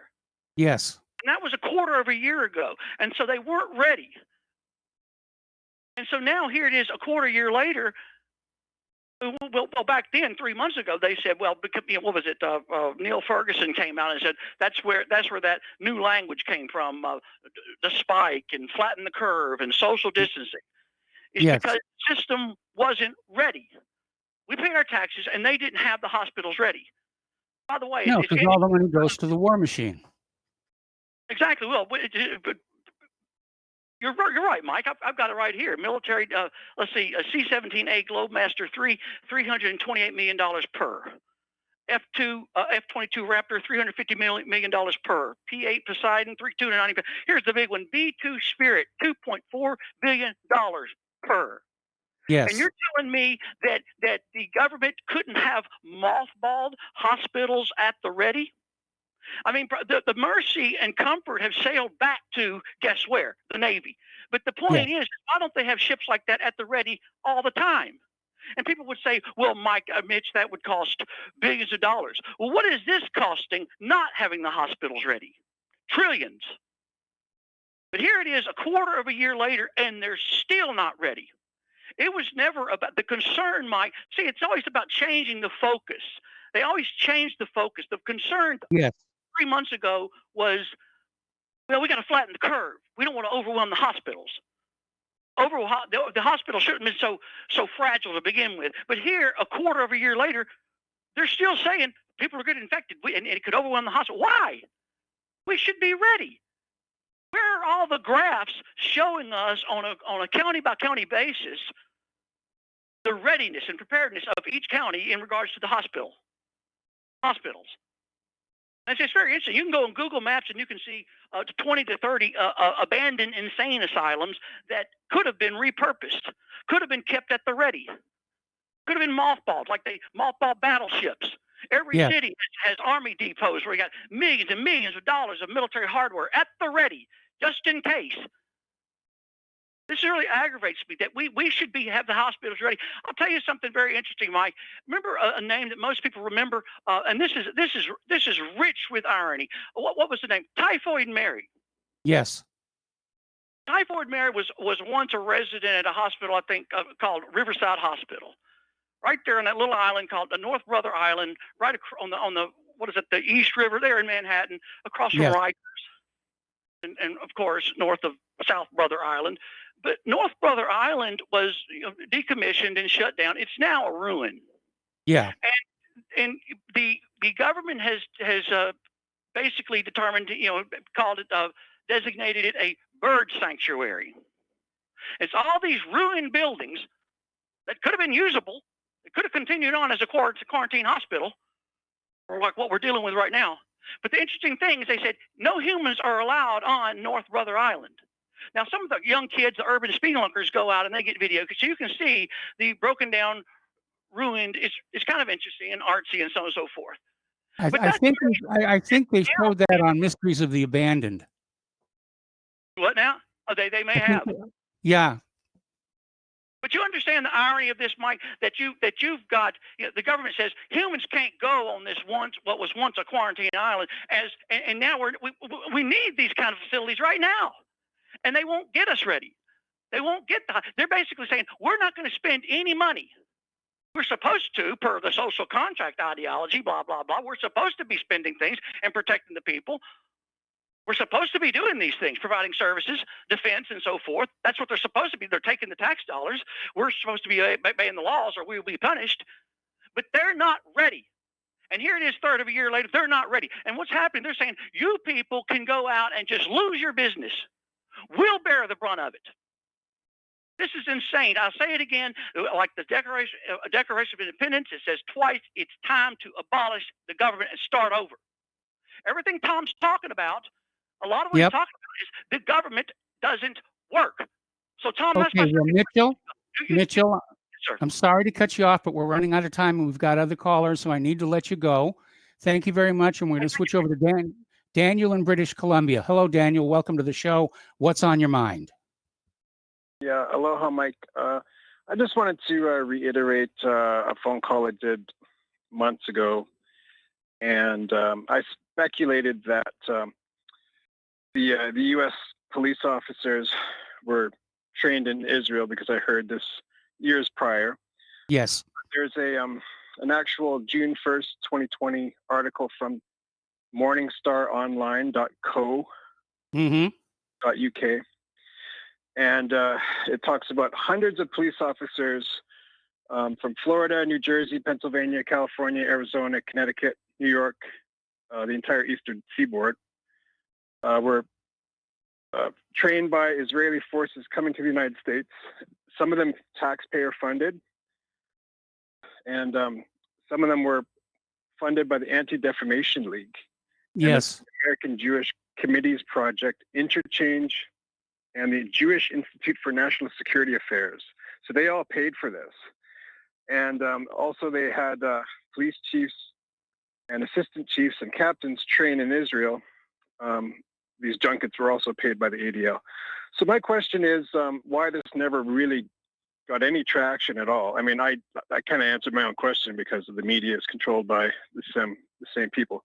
Yeah, But, I mean, I tried to raise a stink about it a few years back, and of course, I got the usual, you're just being an anti-Semite. You know, Israel's got the best security in the world, and we should want the same thing here. Well, only if we want to be treated like Palestinians.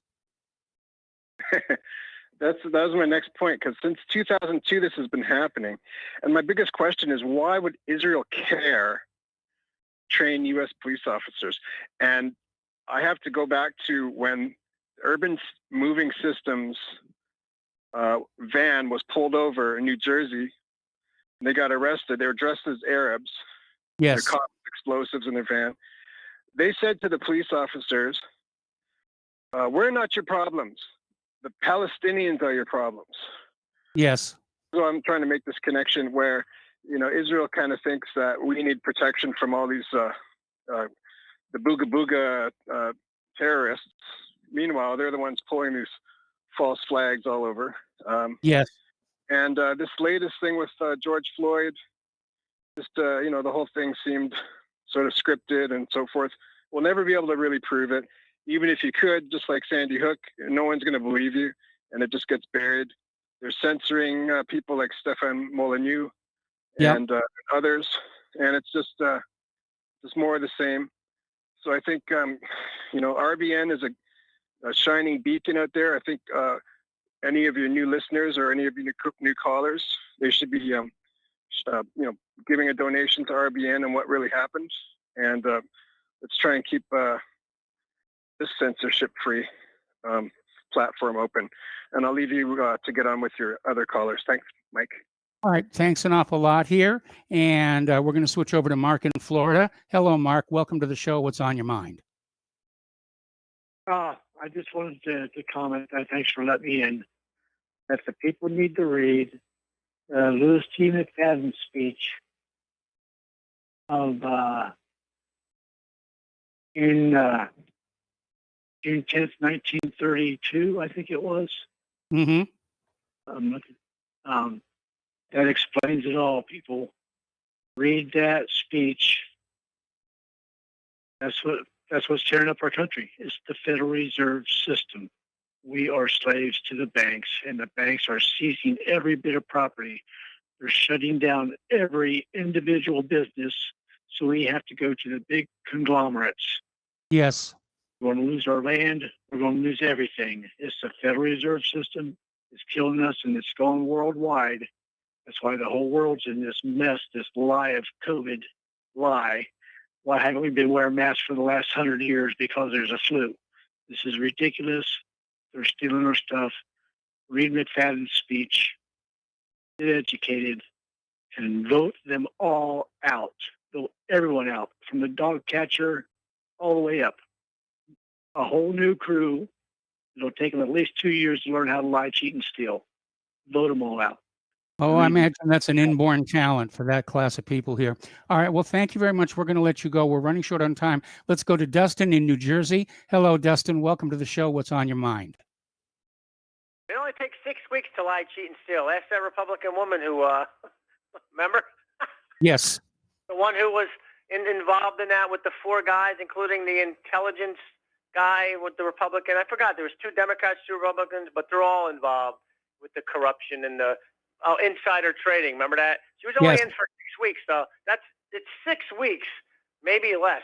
Mike, all right, Tom, the white people are a minority. I'm white, and I'm going to say that. We're in a minority, dude. Number 2, those jobs ain't coming back. The manufacturing's not coming back, guys. You gave up that to be a service economy. When you do that, your manufacturing's not coming back. The country with the manufacturing will have the innovation for the future. And I said it before, that's China. Number 3, the aircraft carriers. You know why we have so many aircraft carriers and destroyers, frigates, is because we are an empire, and aircraft carriers are a forced projection. Yes. Hospital ships are not. We care more abroad than within. That's why we're rotting infrastructure. No hospitals, nothing ready. And then, Mike, before I get off the phone, R-Not, that website, that tells you the rate of transmission for coronavirus. Anybody can go on and look on the internet for that R-Not transmission, and Florida is 1.5%. Mike, have a good night.